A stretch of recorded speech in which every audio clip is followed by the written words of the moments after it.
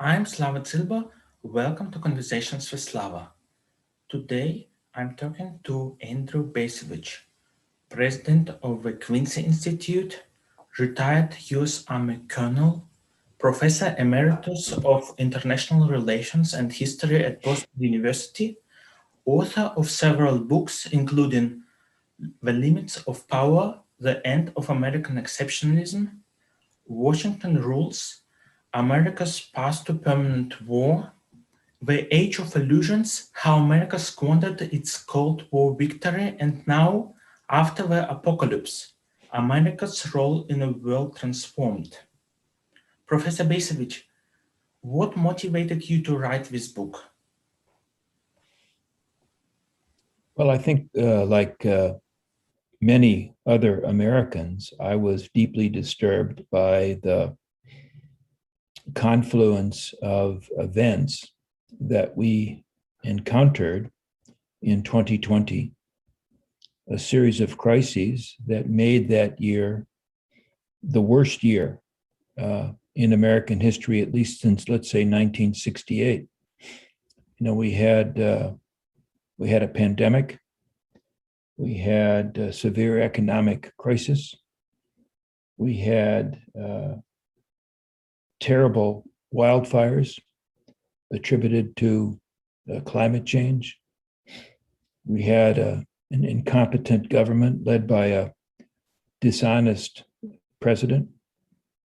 We had demands for a reckoning with American racism that in turn prompted a white backlash.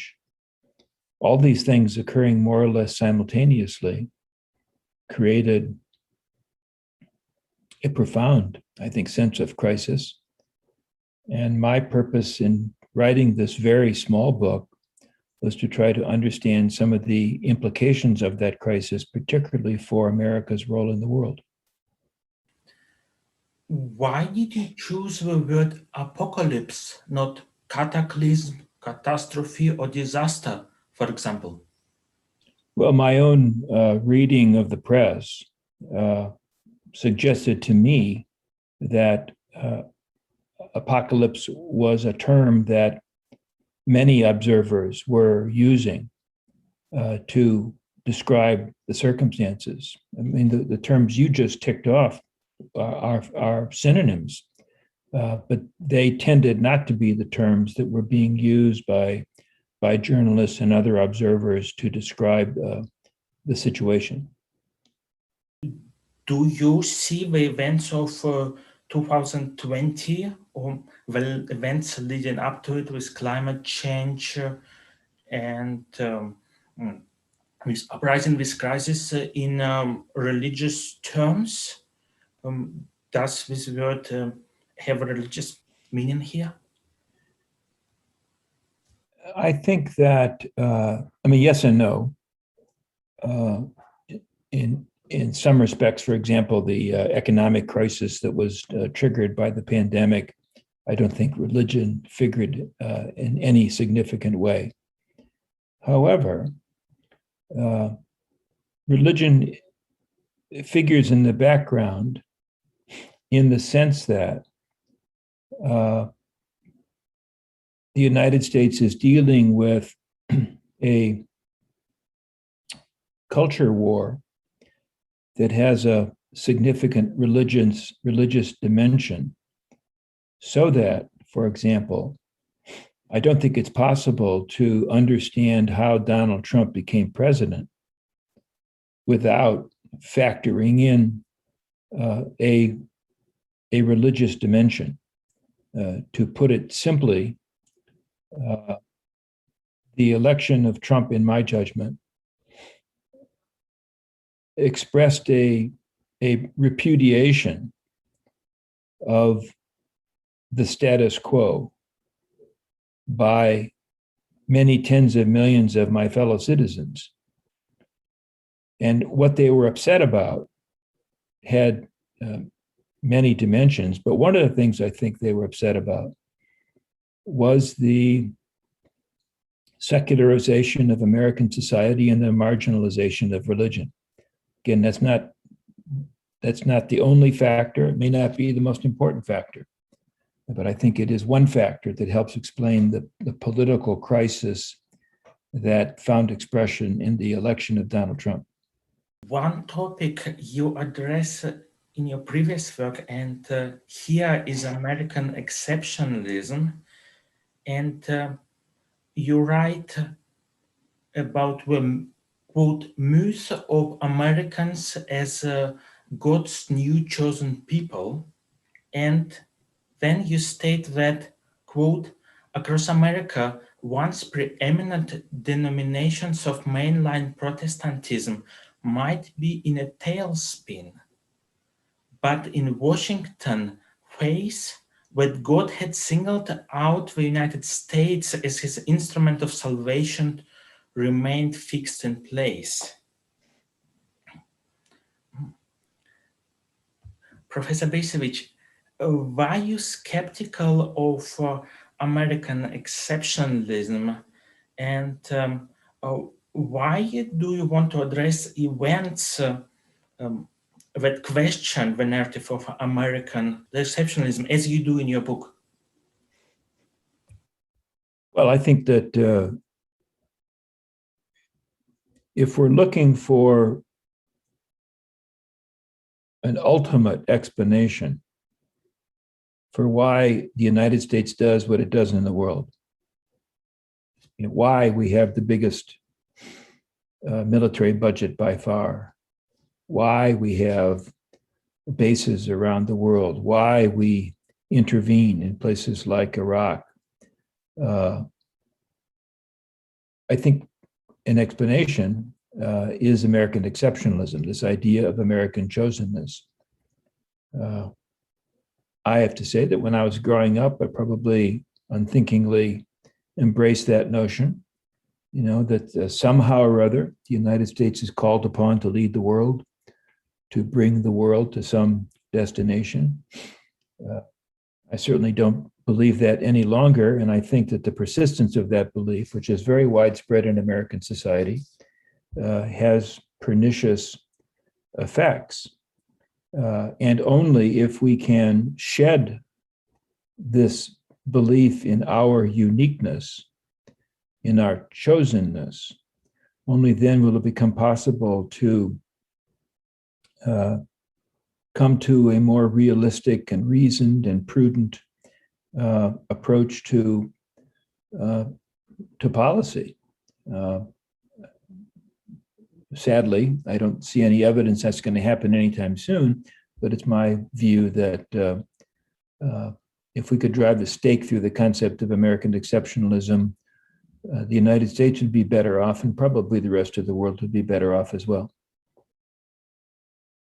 The second part of the title is about a transformation, not a rapid change, but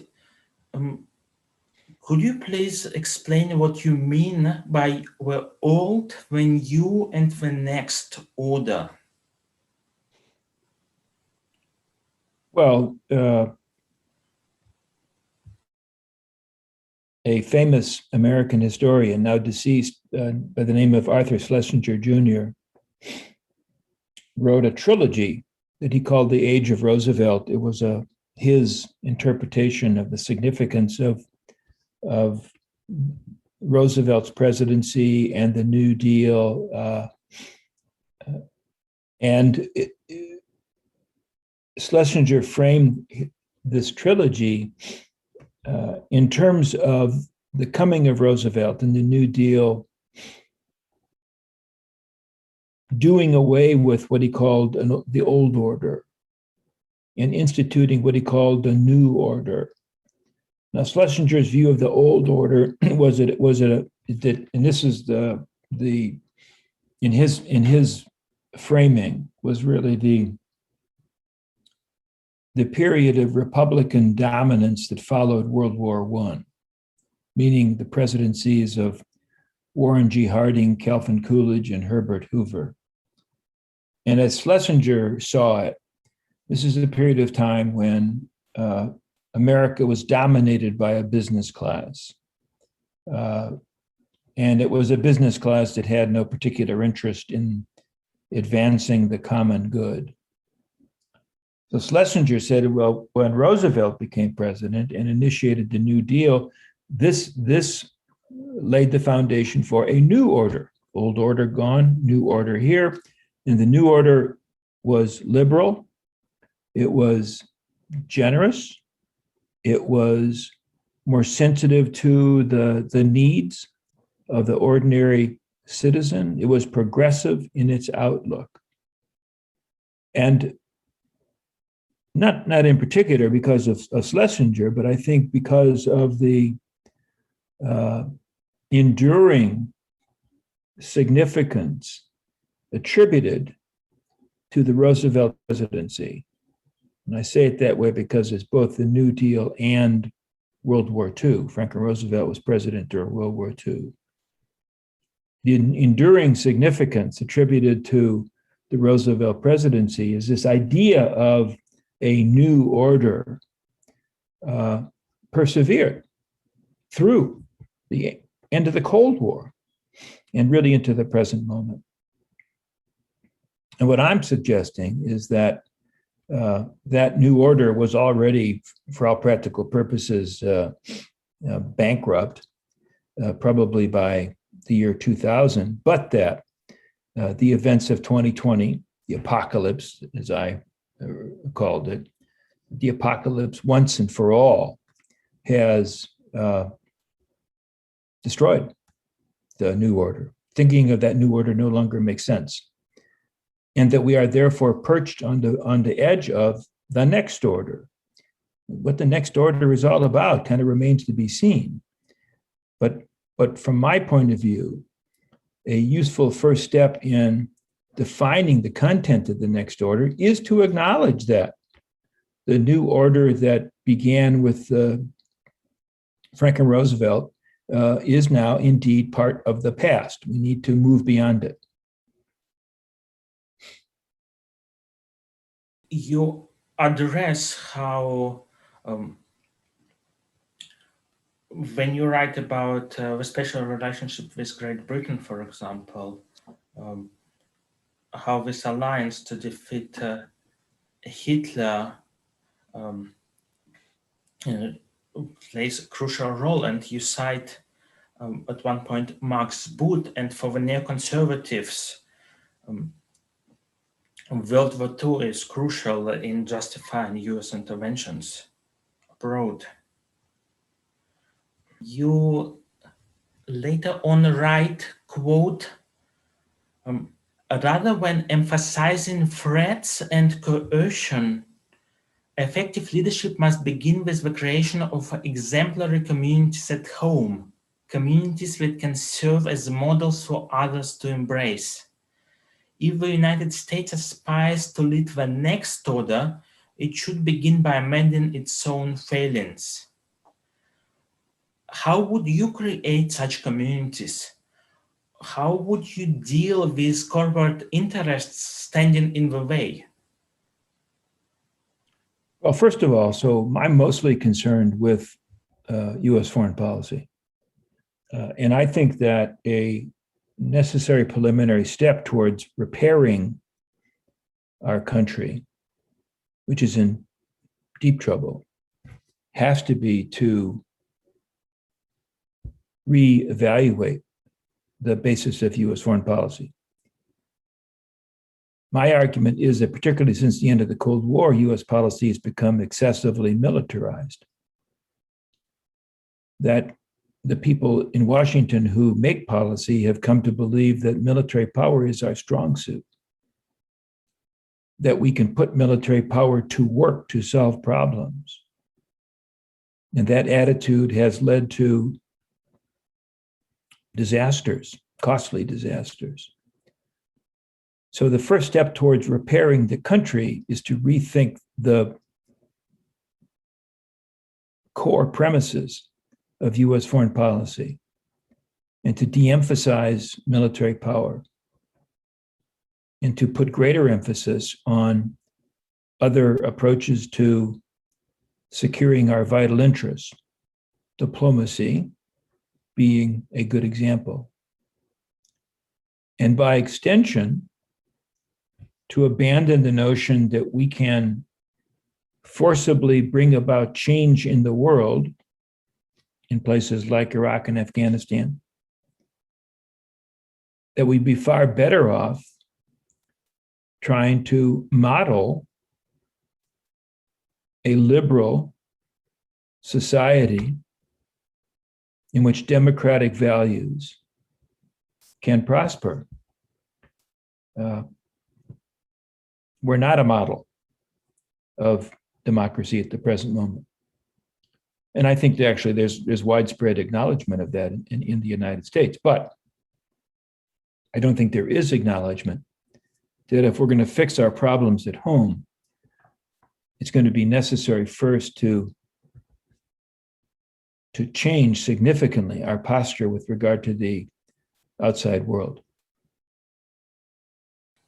Your opponents would probably claim that US leadership is necessary, and without leadership by the United States, the situation falls apart. There is instability in Haiti, in Afghanistan. The United States has to lead. What is your response? Well, I guess my response is we don't live in the 1940s and the 1950s anymore, that the world has changed. It is, I think, a multipolar order. We don't live in a unipolar order. The United States is not the sole superpower. And I also, when people make that argument, I just, I get confused because where we have demonstrated the leadership that they call for us to demonstrate, things haven't worked out very well.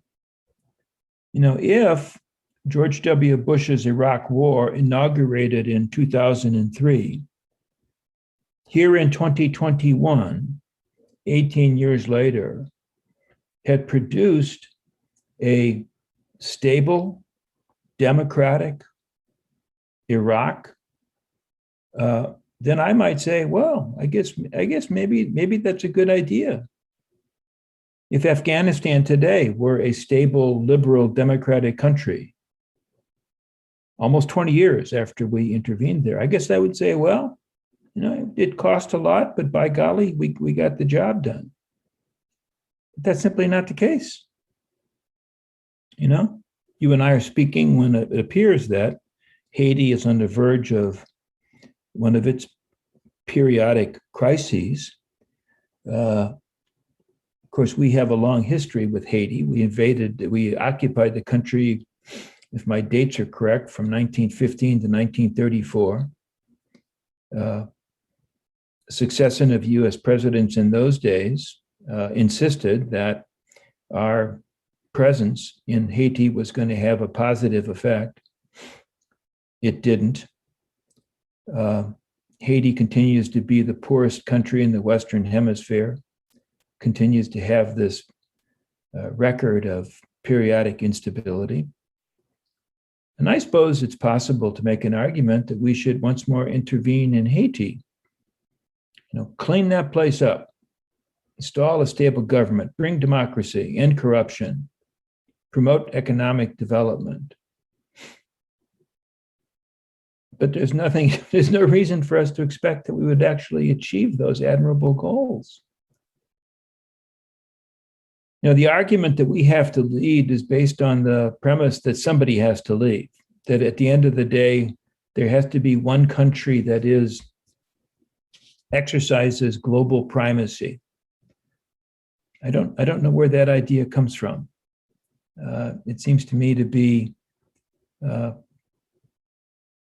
something that some Americans want to claim because they have rather grandiose expectations of what decision makers in Washington can do. I tend to think that decision makers in Washington don't know what they're doing. They're plunging into situations that they actually do not understand. And they sort of hope for the best. Sometimes it works out. A lot of times it doesn't. You speak about, quote, the policing of mainstream discourse to marginalize critical voices. How has the media responded to your skepticism regarding US foreign policy and to your book specifically? Well, I mean, I can't complain about my, I get interviewed. I'm on radio, I'm on the TV. So it's not as if I'm being, explicitly silenced. That would be wrong. But I think views such as mine, I'm not the only one, views such as mine tend to be considered on the margins, not entirely serious. And so those views get heard, but they never seriously factor into US policy. I watched a debate on the question of leadership and on American exceptionalism, I believe, at the Oxford Union, and the representative of Great Britain ridiculed the idea that an approach without a dominating power would be possible, a democratic approach would be possible. I have a question about US relationship with Great Britain and Israel. You stated, quote, in both cases, however, that ostensibly special relationship has induced distortions in US policy that ill serve American interests. Then you address examples, quote, the willingness of US officials to pay for Israeli military hardware created with US taxpayer dollars speak volumes about which party enjoys the upper hand in the US-Israeli relationship. And you also mention how Israel continues to build settlements, even though US government objects. But the US is still extremely powerful.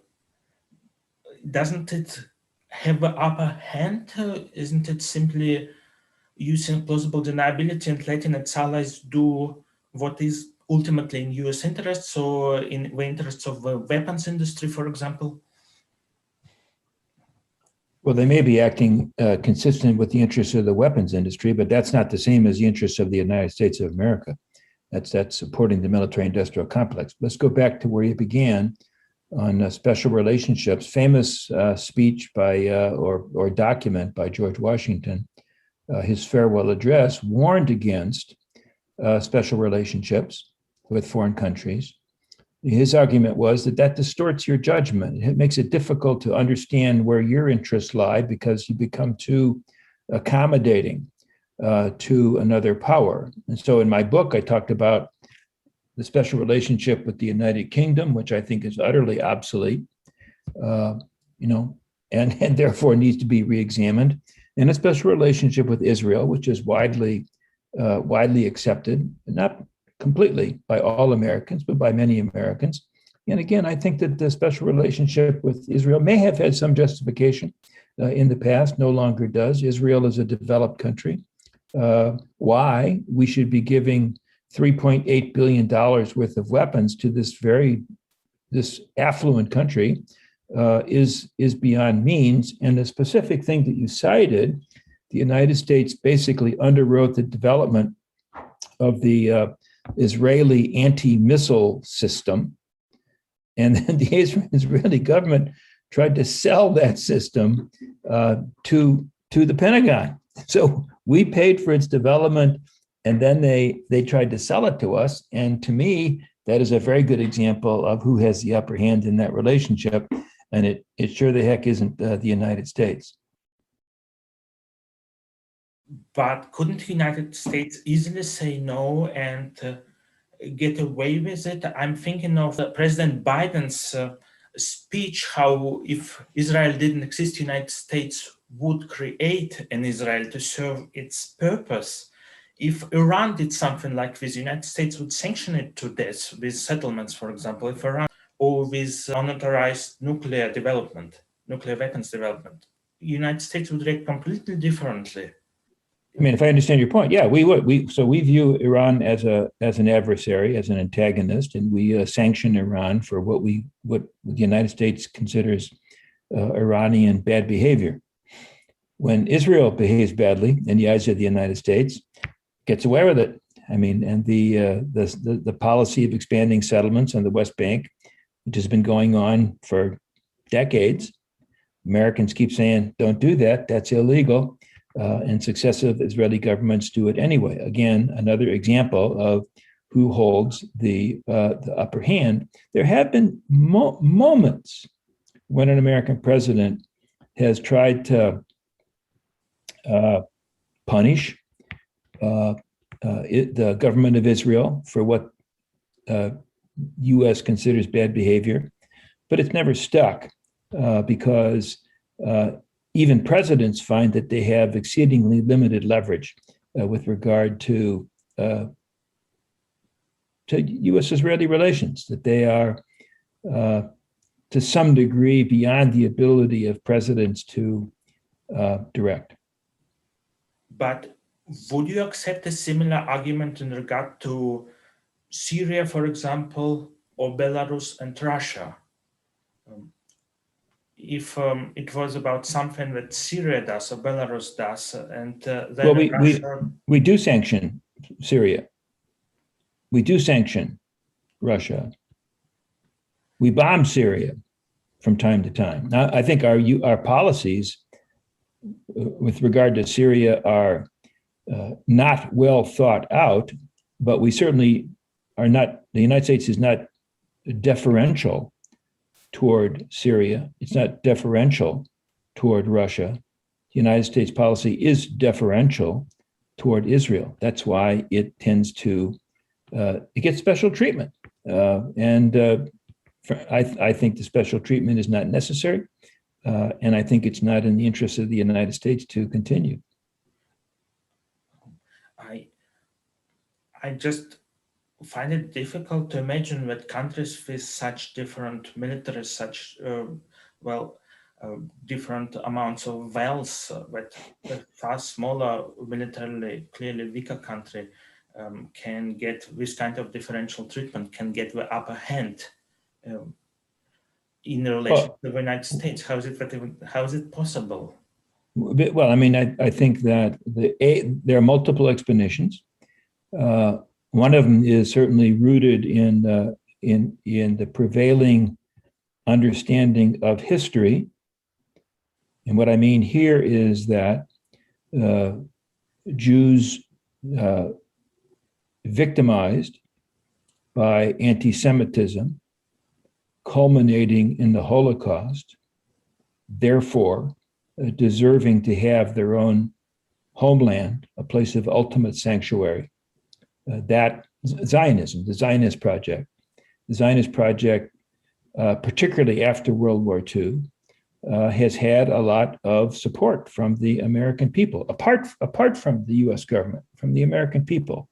Majority of the American people believe that Israel ought to exist. So that's a consideration. The second consideration is the role that Israel seemed to play during the Cold War, when the Arab adversaries of Israel chose to align themselves with the Soviet Union in various ways, not an ideological alignment, but sort of a security alignment. It became natural then for the United States and Israel to make common cause. So that's part of it. And then, and of course, part of it relates to domestic politics. That although Jewish Americans are a relatively small part of our population, They are politically active and politically influential, and there are many American Jews who are totally committed to policies that are supportive of Israel, and even larger, much larger number of conservative Protestant evangelicals who, for religious reasons, are committed to maintaining a strong U.S.-Israeli partnership. So the domestic dimension of the U.S.-Israeli relationship is one that makes it very difficult and politically costly to become critical of that relationship. It's just a heck of a lot easier for members of Congress to keep voting arms to be given to Israel. It's politically convenient for successive administrations to block condemnations of Israeli actions in the United Nations. And therefore, to a very large extent, the U.S.-Israeli relationship is kind of frozen in place, even though, from my point of view, and point of view of some others, the U.S.-Israeli relationship as it exists is not in the interest of the United States. You said that America is no longer the sole superpower. And the second part of the title is America's role in a world transformed. How would you describe that role? Primus inter pares, or what would you say? Yeah, I think first among equals is probably pretty good. But the real point is that the notion of a unipolar order was popular right after the end of the Cold War, no longer describes the international order. We have a multipolar system. Yeah, we're probably the most important element in that system.